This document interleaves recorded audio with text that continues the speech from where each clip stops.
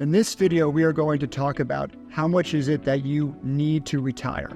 This is a question I get all the time.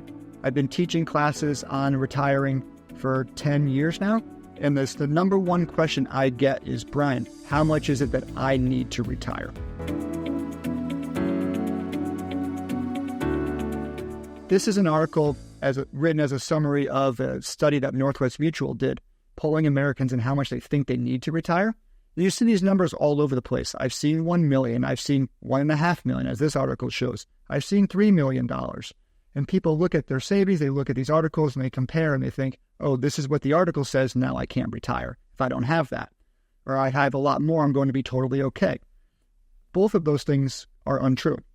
What I would push back on you with is that how much you need to retire is entirely dependent on one thing, and that's how much you spend. So the person who has $1 million saved but spends $40,000 a year needs way less than the person who spends $250,000 a year. How much you spend is the big driver of what's required from a savings standpoint. So the person who has $5 million but spends $700,000 a year probably is underprepared for retirement because $5 million is not enough to support a $700,000 a year spending schedule. Right? And if you had $1 million saved and you spent $40,000 a year from savings, then you're in a really healthy place to be able to retire. So how much you have saved really needs to align with how much you spend.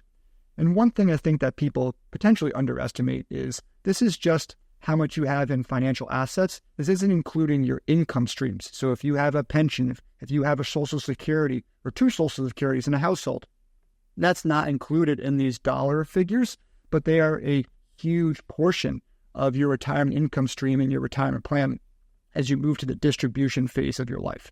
So rules of thumb in general, do not lean on them too heavily because retirement planning is incredibly unique to you, your individual situation. How much you require from a savings standpoint is almost entirely dependent on how much you are spending, right? The more you spend, the more you need to have to replicate that same level of spending in retirement once the paychecks stop coming in from work. So really dialing in on that and not being so laser focused on if I have this much, I'm going to be okay. I think that's where a lot of people tend to get hung up. And articles like this really don't help people feel a different way. They only enhance that feeling of potential insecurity around, I don't have enough because this article says I don't, right? So really work backwards, dial in. How much am I spending? And that should lead you closer to how much you need to have in financial savings to retire, combined with the other income streams that you have, like Social Securities and pensions if you're lucky enough to have them.